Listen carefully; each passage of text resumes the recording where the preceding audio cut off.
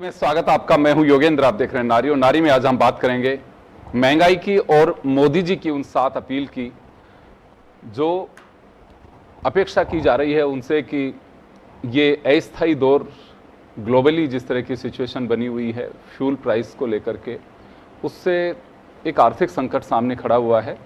हालांकि सरकार ये कह रही है कि ऐसी सिचुएशन अभी है नहीं, लेकिन है, महंगाई दिखाई भी देती है और राजनीति अपनी जगह है। लेकिन हम इस मुद्दे को लेकर के चर्चा करेंगे। नारी में आज हमारे साथ हमारे अतिथि मौजूद हैं। ज्योति खंडेलवाल जी हैं हमारे साथ, भाजपा के सीनियर लीडर हैं, प्रवक्ता हैं। सपना टाटीवाल जी हैं, ज्वेलरी व्यापार से जुड़ी हुई हैं, क्योंकि इसमें बहुत मोटी जो बात है वो ये भी है कि गोल्ड से जुड़ी बात है कि आप गहने मत खरीदिए, विदेश यात्रा मत करिए, इम्पोर्ट ड्यूटी बढ़ा दी गई है चांदी और सोने दोनों पर, तो वो उसको लेकर के बताएंगी। अलका बत्रा जी हमारे साथ में हैं, सोशल वर्क से जुड़ी हुई हैं, और गुंजन चावला जी हमारे साथ में हैं। सभी का स्वागत है। मैं अलका जी आपके पास में आना चाहूँगा। आपको लगता है कि महंगाई है या फिर सरकार जो कुछ करना चाह रही है वो महंगाई का इलाज पब्लिक पे भारी पड़ रहा है, कि वाकई समय की आवश्यकता है कि ये तो करना ही था? देखिए, समय की आवश्यकता की बात अगर करें तो बात की बात है। पहले तो हम कल जो हमारे फ्यूल प्राइसेस बढ़ गए, हमारे जो पेट्रोल के दाम बढ़ गए, तो उसकी बात करें आज तो बेटर है जी। क्योंकि पेट्रोल के कल अगर हम राजस्थान की बात करें तो 4 रुपये ऑलमोस्ट बढ़ा दिया है पर लीटर, और उसके आफ्टर इफेक्ट्स इतने ज़्यादा होने वाले हैं कि खाली ये फ्यूल ही नहीं बढ़ा है, इसकी वजह से आप देखिए कि हर कमोडिटी को उसका आफ्टर इफेक्ट्स देखना पड़ेगा। अगर हम बात करें तो ट्रैवल महंगा हो गया। उसके अलावा अगर हम बात करें तो ट्रैवल के अलावा टैक्सी की सर्विसेज, जो हमारे टैक्सी की वजह से या फ्यूल की वजह से फल सब्जी के दाम बढ़ेंगे, दाल राशन के दाम बढ़ेंगे। उसके बाद जो हमारे ये डोर टू डोर अपने जाते हैं सर्विसेज जो कि हमारे जाते हैं, उनके रेट्स बढ़ जाएंगे।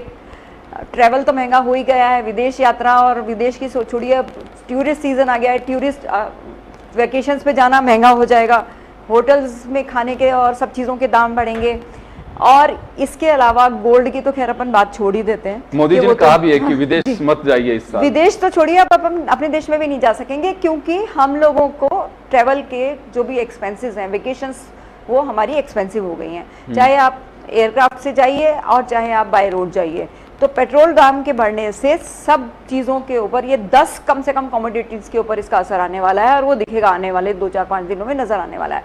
तो ये महंगाई तो बढ़ ही रही है। तो ज्योति जी हमारे साथ में, आप बीजेपी का चेहरा है, बीजेपी के लिए सरकार की ओर से डबल इंजन की सरकार है, तो ये जवाब भी दे सकते हैं अगर आपको लगता है कुछ है कि हाँ ये कैसे होगा।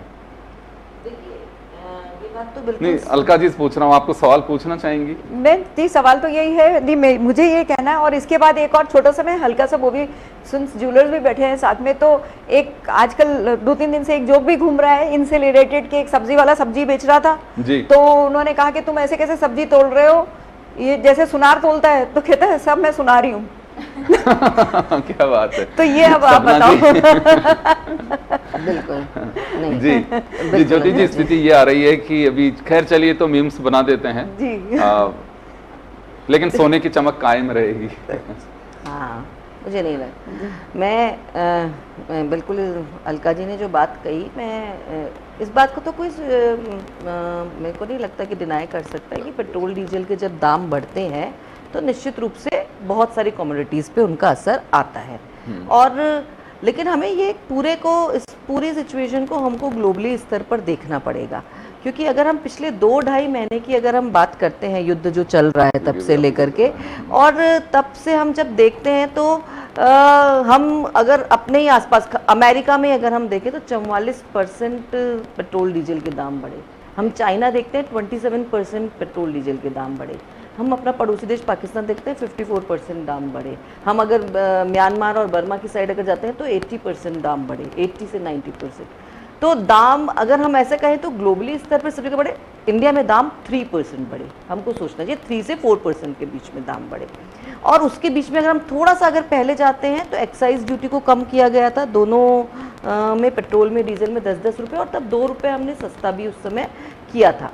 एक तो ये ग्लोबली जो एक इम्पैक्ट आना है वो उसे आना है, लेकिन एक सरकार जो है जितने लंबे समय तक राहत दे सकती थी, मुझे लगता है कि सरकार ने राहत दी है। और आगे भी अगर हम देखते हैं तो बढ़ोतरी इतनी नहीं हुई कि वो एक क्राइसिस की स्थिति में हम पहुंच जाएं। तो हम देखते हैं कि एक आर्थिक स्थिरता और लोगों को राहत देने के लिए एक बैलेंस तरीके से जो है वो निश्चित रूप से आगे बढ़ा जा रहा है। दूसरी जो आपने बात कही गोल्ड की लेकर के, तो मैं आपको एक बात कहना चाहूँगी, हमारे यहाँ पर देखिए कोई भी ज़रूरत की चीज़ होती है ना वो नहीं रुकती। अगर गोल्ड भी हमारे यहाँ पे कुछ ज़रूरी चीज़ों में आती है, जैसे अगर हम अपने खास तौर से विवाह समारोह अगर हम देखें तो उनमें गोल्ड आता है, मुझे नहीं लगता कि वो गोल्ड अभी भी खरीदे जाने से रुकेगा। वो तो जो गोल्ड है वो होगा, तो एक ज़रूरी एक्सपेक्ट की तरह जो गोल्ड खरीदा जा रहा है वो खरीदा जाएगा। लेकिन हम जानते हैं कि हमारे यहाँ पर सिर्फ गोल्ड उसी समय नहीं खरीदा जाता, उसके अलावा भी हम बहुत एक्सिस में, चाहे हम इन्वेस्टमेंट पर्पज से भी देखते हैं तब भी हम गोल्ड कई बार खरीद करके रखने की हमारी एक टेंडेंसी है। हम देखते हैं कि जनरली और भी जैसे हमारे कुछ आखा तीज आ गई, कुछ इस तरह की जो चीज़ें आ जाती हैं उस समय भी गोल्ड खरीदने का हमारा एक ट्रेंड, ये ट्रेंड है। तो निश्चित रूप से जो ज़रूरत की चीज़ है वो तो खरीदी ही जाएगी, ऐसा नहीं होता कि वो नहीं खरीदी जाएगी। लेकिन एक थोड़ा सा कंट्रोल, जब प्रधानमंत्री जी ने इस बात को कहा है तो निश्चित रूप से हम सबकी भी जिम्मेदारी के हिसाब से हम इसको थोड़ा सा कंट्रोल करने की बात आती है। लेकिन व्हाट्सएप पे मीम्स क्या बन रहे हैं और सब क्या हो रहे हैं वो सब बहुत अलग बात होती है। बाकी तो हमने देखा गोल्ड बहुत महंगा हो गया साहब, लोगों ने खरीदना बंद किया क्या? नहीं किया, हमने तो ज्वेलर्स की शॉप पे उतनी ही भीड़ देखी, कभी भीड़ को कम होते हुए नहीं देखा। तो निश्चित रूप से एक थोड़ा सा एक कंट्रोल वाली जो बात है वो ज़रूर हमें लानी चाहिए, मुझे लगता है प्रधानमंत्री जी की इस अपील पर। और जहाँ तक पेट्रोल और डीजल को लेकर के अगर हम और बात करते हैं तो ऐसा नहीं, देखिए आज हमने अगर हम केवल आज वर्तमान की बात नहीं करें, अगर हम भविष्य को भी साथ लेकर के चलते हैं तो आज सोलर एनर्जी के माध्यम से हुआ, या हमने हाइड्रोजन एनर्जी को जो हमने काम में लेना शुरू किया, तो इस तरह के जो इलेक्ट्रिक जो हमने गाड़ियों को जो शुरू किया, तो ये सब चीज़ें हमारी कहीं ना कहीं पेट्रोल डीजल को लेकर के हमारी डिपेंडेंसी को कम करेंगी। और जब ये कम करेंगे तो निश्चित तो देखिए कहीं ना कहीं तो ये सब चीजें हमको पता है कि वैसे भी पेट्रोल और डीजल एक लिमिटेड सोर्स के रूप में हमारे पास है, और हमको कहीं ना कहीं मैं एक बात मेरा भी सवाल होगा ज्योति जी, क्योंकि देखिए अपोजिशन में कोई भी पार्टी होती है तो कुछ अलग होती है भाषा, और जैसे हम सत्ता की कुर्सी पे बैठते हैं तो बात बदल जाती है। तब तो कहा जाता है कि मोदी जी का एक स्लोगन है, हर जहन में उतर गया था बहुत सही महंगाई की मार अब की बार मोदी सरकार। तो हर सरकार चाहती, आपको लगता है कि पब्लिक उसकी परेशान हो और हम जचे जब भी महंगाई बढ़ा दें, जचे जब भी प्राइस बढ़ा दें, तो हर सरकार जस्टिफाई करते तो विपक्ष में होते हैं जब, तो क्यों लगता है कि 1 रुपए बढ़ा था भारत बंद कर दिया था बीजेपी ने? देखिए मैं ये मानती हूँ कि योगेंद्र जी, मैं ये मानती हूँ कि एक तो पहली बात तो कि सरकार जब चाहे तब, तो अगर हम देखते तो जिस तरह की सिचुएशंस बनी थी पिछले 2.5 महीने में, बहुत कुछ चेंजेस और ज़्यादा जनता पे भार आ सकता था, लेकिन सरकार ने नहीं आने दिया। एक तो इसका पूरा प्रयास किया। और जहाँ तक मैं मानती हूँ विपक्ष की बात होती है कि विपक्ष के एक अपनी भाषा होती है या अपना एक तरीका होता है, और उनको विरोध भी करना होता है कि भाई क्यों बढ़े ये दाम। तो मुझे लगता है लोकतंत्र की ये भी एक अच्छी प्रक्रिया होती है, क्योंकि विपक्ष का दबाव होता है तो सरकार को निश्चित रूप से अपनी चीजों को कंट्रोल करने के लिए ज्यादा जिम्मेदारी से काम करना पड़ता है। यही लोकतंत्र की खूबसूरती है। तो अगर विपक्ष अगर विरोध कर रहा है, वो अगर ये कहे, निश्चित रूप से हो सकता था कि अगर विपक्ष इतना कि विरोध की संभावना ना हो तो यही दाम 5 रुपए 7 रुपए बढ़ जाते, लेकिन सरकार जितना कंट्रोल से कंट्रोल, जितनी ज्यादा राहत दे सकती है उसके लिए पूरी तरीके से जिम्मेदारी से काम कर रही है। सपना जी मैं सपना जी के पास में जाना चाहूंगा। सपना जी, आप ज्वेलरी व्यापार से जुड़ी हुई हैं, आप क्योंकि हमारे इसमें लिमिटेशंस हैं तो आपको हमने बुलाया। जयपुर और मुझे लगता है कि पूरा देश में मान लीजिए ज्वेलरी के शोरूम सब जगह पे हैं और लोग खरीदते भी हैं। मोदी जी ने अपील की है, तो क्या इस व्यवसाय पर असर पड़ रहा है और आप लोग इसे कितना उचित मान के चलती हैं? जी, असर तो पूरा ही पड़ रहा है। हमने जब से मोदी जी की स्पीच आई है तब से लोगों के मन में हो गया है कि हाँ हमें सोना नहीं खरीदना। बट हाँ, जैसे ज्योति जी ने बोला कि विवाह वगैरह में तो फ़र्क नहीं पड़ेगा, क्योंकि उन्हें अपनी बेटी को एक सोशल सिक्योरिटी के नाम पे जो ज्वेलरी देनी है वो देंगे। पर उनमें भी ये फ़र्क ये आया है कि जो थोड़ा सा शायद ज़्यादा करने वाले थे वो एक्स्ट्रा जो परचेस करके करते थे वो नहीं हो रहा है। उसके बदले जितना उन्होंने पहले से कुछ सोना खरीद के रखा था शायद उतना ही कर पा रहे हैं वो, क्योंकि मोदी जी ने जो स्टेटमेंट दिया है वो देश हित के लिए है, तो हम उससे पूरा सहमत हैं, उसमें हमें कोई वो नहीं है। लेकिन मुझे ऐसा लगता है कि आप थोड़ा सा व्यापारियों के बारे में भी सोचें। जो भी प्रॉब्लम आती है सब व्यापारियों को ही झेलनी पड़ती है। पहले जीएसटी का हुआ इशू, उसके बाद एक्साइज ड्यूटी भी बढ़ी। तो मैं सिर्फ इतना सा चाहती हूँ कि आप इसकी कोई भी डिसीजन लें उसके पहले व्यापारियों से भी थोड़ा सा डिस्कशन करें, स्पेशली ज्वेलर्स। आज हमारी फील्ड में जैसे ज्वेलरी फील्ड है उसमें बड़ा व्यापारी तो इस चीज़ को झेल जाएगा, उससे फ़र्क नहीं पड़ेगा, लेकिन जो छोटे तबके का व्यापारी है सबसे बड़ा असर उसके पड़ेगा। उसके बाद जो हमारे कारीगर होते हैं जो कि जेवर बना रहे हैं, आज उनके साथ बहुत बड़ी तकलीफ ये आने वाली है कि जब उनके पास काम नहीं होगा तो वो क्या करेंगे, वो मतलब हैंड टू माउथ आ जाएंगे, उनके पास अपने जीवन व्यापन की सारी चीज़ें ख़त्म हो जाएंगी। उसके अलावा एक बेटी को जो अपने मन से जो देना चाहता है वो चीज़ नहीं दे पा रहा है आज एक पिता या जो भी उनके रिश्तेदार हैं। महंगा होने की वजह से नहीं दे पा रहा। महंगा, हाँ जी, हाँ वो मैं आपकी बात से सहमत हूँ कि वो तो होगा ही क्योंकि वो नहीं रुकेंगे।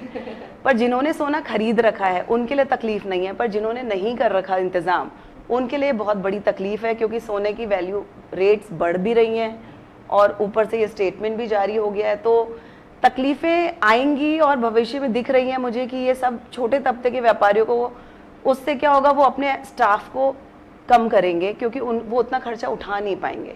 तो उस चक्कर से मुझे ऐसा लगता है कि हमें हर तरह से सोचना चाहिए, सबकी एक आर्थिक स्थिति को समझ के ही। आज हम भी भारत का ही अंग है, हम व्यापारी भी भारत का बिल्कुल भारत के अंग है। बिल्कुल। तो थोड़ा सा व्यापारी के लिए ही सोच के कुछ ऐसे डिसीजंस ले या हमें कुछ ऐसी सुविधाएं दे इस मुश्किल समय को हैंडल करने के लिए। दो जनों को मैं कहना चाहूंगी कि शायद इम्पैक्ट पड़ेगा। एक तो जैसे आपने कहा कि वर्कर्स जो कि ज्वेलरी लाइन में काम बिल्कुल, कर रहे हैं कि क्योंकि वो वो चीज़ हम नौकरी से face कर जाएंगे, रहे हैं, वो हम और face कर दूसरा रहे लड़कियां जो शादी करके जा रही थी और उनके माता पिता सपोज उनको 10 तोला सोना देने वाले थे, वो 5 ही देंगे, तो वो दूसरा देखिए नुकसान में ज्वेलरी रह में भी हो गया। जाएंगे। सपना जी तो अच्छे से जानते हैं।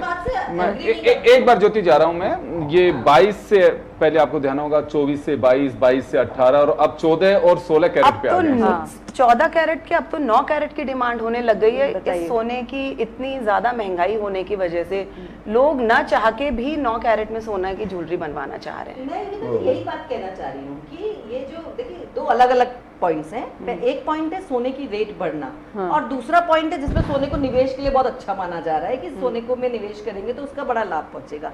वो एक अलग बात है। ये जो कमियां जो अपन बता रहे हैं कि फादर 10 तोला देने तो 5 तोला ही देंगे, तो वो तो सोने की रेट की वजह से।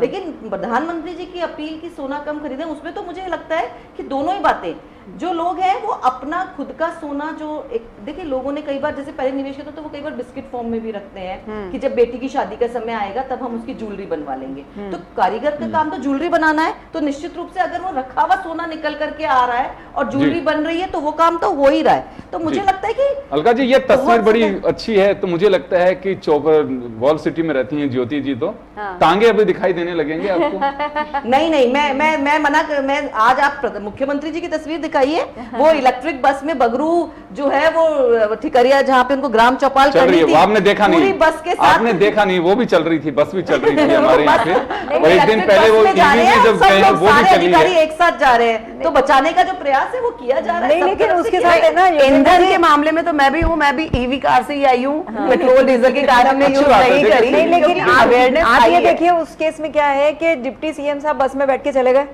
लेकिन उसके पीछे 2 गाड़ियां जा रही हैं, क्या फायदा हुआ उसका? इससे अच्छा तो उसमें जाता है एक सवारी तो एक ही बैठती सवारी तो है। तो और डिप्टी सीएम के बगल में किसी को बैठने भी नहीं दिया होगा। चलिए गुंजन के पास में जाना चाहूंगा। गुंजन, आपके पास में आना चाहूंगा क्योंकि आप एक लॉयर भी हैं।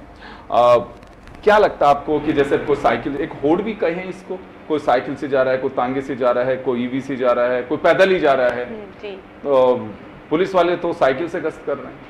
हमारे न्यायाधिपति भी तो साइकिल से कोर्ट आ ही रहे हैं। हाँ? हमने सबसे पहले मध्य प्रदेश में एक न्यायाधिपति जी को देखा है जो साइकिल से कोर्ट पहुंचे हैं, लेकिन उनके साथ साथ पीछे जो उनकी गाड़ी चल रही है वो भी तो साथ के साथ ही है ना। तो हमारे प्रधानमंत्री जी जरूर बोल रहे हैं कि आप ईवी को प्रमोट करो, लेकिन कहीं ना कहीं वो ईवी के साथ साथ जो बाकी उनका स्टाफ आ रहा है वो सब आ रहा है, तो उसका तो वो कोई वो है नहीं ना। ऐसा हो रहा है तो नेचुरली उसको रोका जाना चाहिए, वो तो गलत हाँ, है, वो इसकी बात नहीं। अब जैसे दिखाया गया हमारे भजन लाल जी सीएम जो हैं वो बस से टिकरिया गए, तो उनके साथ साथ उनका पूरा स्टाफ भी नहीं, तो पूरी सारे अधिकारी वगैरह सब बस में गए हैं उसमें। जो उनके साथ जो सारे अधिकारी थे वो उसी बस में गए हैं, एक ही बस से गए, सारे लोग एक ही बस से, और उनके साथ गाड़ी नहीं गई। पर एक चीज मैं इसमें कहना चाहूंगी योगेंद्र और जी, उसी बस से वापस भी आएंगे। पुलिस अगर साइकिल पे जाएगी, पुलिस अगर साइकिल पे जाएगी तो वो तो साइकिल पे जाने से काम नहीं चलेगा सब, क्योंकि वो तो जीप से नहीं पकड़ पा रहे हैं, बोलेरो से नहीं पकड़ पा रहे हैं, तो उनको तो पेट्रोल वाली गाड़ियां डीजल वाली। देखिए इसमें मैं एक बात कहूंगा कि नहीं, इसमें अंधी होड़ भी नहीं लगनी चाहिए। जहां आपको आवश्यकता महसूस होती है, जिस डिपार्टमेंट को आवश्यकता महसूस होती है उसको यूज करना चाहिए, इसमें कहीं कोई बात नहीं है। एक सिंबॉलिक सर्विसेज वालों को तो करना ही पड़ेगा। अभी आप एम्बुलेंस के लिए कहोगे कि जो मरीज है उसी को स्ट्रेचर पे मानसरोवर से एसएमएस लेकर के आ जाओ, पैसा ही बच जाएगा, तो ये थोड़ी होगा। अगर एम्बुलेंस चलेगी तो एम्बुलेंस चलेगी, उसके अलावा कुछ हो नहीं सकता। इमरजेंसी सर्विसेज वो तो कंटिन्यू जी, होनी तो आप चाहिए। ज्योति जी से कुछ पूछना चाहें तो आप पूछ सकती हैं।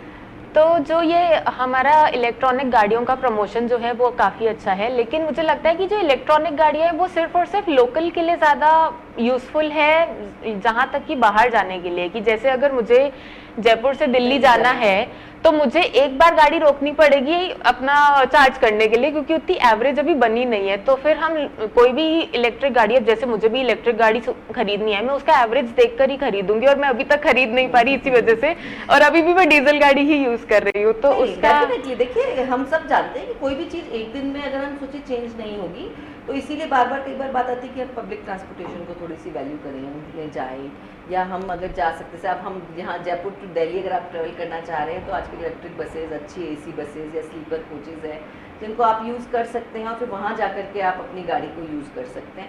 देखिए मैं ये तो कहा ही नहीं जा रहा है कि बिल्कुल यूज़ मत करो, जहाँ जिसकी अगर कोई ज़रूरत हो रही है, पर जहाँ आप कंट्रोल कर सकते हो, मेरा ये मानना है कि जहाँ अपन कंट्रोल कर सकते हैं वहाँ पर कर लेना चाहिए। अगर हमको लग रहा है, देखिए एक वैश्विक स्थिति है, वैश्विक स्थिति में प्रधानमंत्री जी सिर्फ यही बातें नहीं की, प्रधानमंत्री ने बात की आपको कि वोकल फॉर लोकल, आप थोड़ा लोकल चीज़ों को करो, आप विदेश यात्राओं से बचो, आप यहाँ पर घूमने जाओ। आप यहाँ पर घूमने जाओगे तो नेचुरली, जैसे आप अपन कह रहे हैं कि थोड़ा महंगा हो जाएगा, लेकिन शायद एक वो वर्ग घूमने जो जाता है वो थोड़ा मानते हैं कि हो सकता है उसका ट्रिप 4 दिन की जगह उसको अपना ट्रिप 3 दिन का करना पड़े, बट ये हो सकता है। लेकिन अगर वो 3 दिन का ट्रिप भी अगर बना करके जाता है तो एक तो जो जिस रिफ्रेशमेंट के लिए जाता है, जिस एनर्जी के लिए जाता है, वो उसको मिल सकती है। दूसरा, जो हमारे जो लोकल जो बहुत सी जगह ऐसी हैं जो कि पर्यटन पर ही डिपेंडेंट है, काफ़ी कुछ नेचुरली वहाँ के जो हमारे जो एक तबका है जो इस पे डिपेंडेंट है, उनको हम ज़रूर थोड़ी सी राहत इस समय पर दे सकते हैं। तो एक मुझे लगता है कि देखिए सरकार अपनी जिम्मेदारी जब तक निभा रही थी तब तक वो अकेले भी निभा रही थी, लेकिन जब जनता के सहयोग की आवश्यकता पड़ती है तो ये हम सब की एक सामूहिक जिम्मेदारी बन जाती है कि सरकार और जनता सब मिलकर के उस काम को करे। और देखिए बहुत छोटे छोटे प्रयास जो होते हैं ना, हमारी पॉपुलेशन इतनी ज्यादा है, हमारा देश इतना बड़ा है कि एक छोटा प्रयास भी हमारे द्वारा किया गया बड़ा इम्पैक्ट लेकर के आता है। सब लोग अगर एक लीटर डीजल बचाते हैं तो बहुत सारा डीजल बचता है। तो वीक में एक दिन एक सुझाव किसी ने दिया है भी मुझे, जो बताया गया है सुझाव ये है कि 2 बातें हैं। एक तो वीआईपी कल्चर जैसे होता है कि भजन लाल जी की भी मैं बात करूं तो कभी तो वीडियो आते हैं कि साहब आज बत्ती पे रुक गए, फिर पता लगता है कि पूरी रूट लाइन लगी हुई है तो रास्ता बंद कर देते हैं। आप ये देखिए कि चलिए वो तो ईवी से चल रहे हैं, लेकिन तो सामने वाले का फ्यूल जल रहा है, अगर वो 15 मिनट से गाड़ी खड़ी हुई है वहाँ पे, कोई स्टार्ट पे रखता है, गर्मी का टाइम को एसी चालू रखते हैं, कितनी गाड़ियों का फ्यूल जल रहा है। तो ये केवल मेरा सिर्फ ये है कि शोबाजी नहीं होनी चाहिए, एक्चुअल में इसे धरातल पर उतारा जाना चाहिए कि राष्ट्र हित में इसमें कोई संदेह नहीं है, फ्यूल बचाया जाना चाहिए। आज की बात नहीं है, हम वर्षों से सुनते आ रहे हैं कि बिजली बचाइए, पानी बचाइए, पेड़ लगाइए। तो बिजली इन द सेंस है कि एनर्जी बचाइए, आप चाहे फ्यूल के माध्यम से बचाएं। अगर आपके घर पे सोलर भी लगा हुआ है तो बेवजह आप उसको भी यूज क्यों करना है उसको, आप उसे अगर कहीं पे पंखे की आवश्यकता है तो पंखे से काम चलाइए।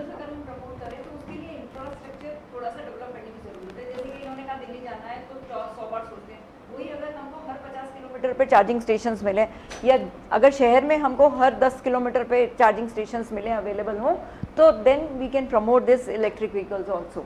अगर मुझे अर्जेंसी है फॉर एग्जांपल हाँ। मुझे तो 2.5 घंटे में बॉम्बे एक्सप्रेस पे से मैं गुड़गांव पहुंच सकती हूँ, हाँ, तो मुझे अर्जेंसी के लिए बीच में आधा घंटा मुझे मेरा हाँ। जाएगा ही जाएगा। अर्जेंसी वाली बात अलग होती है, हाँ जी।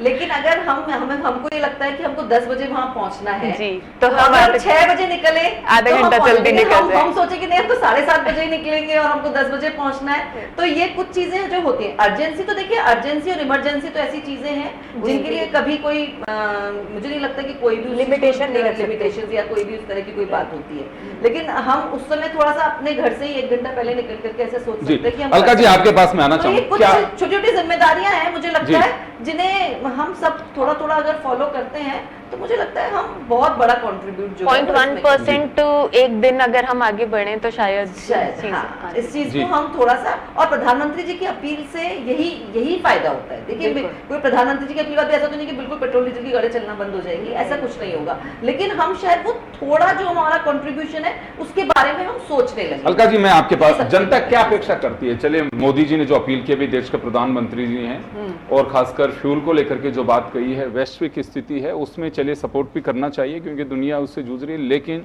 राजनीति अपनी जगह चलती रहेगी।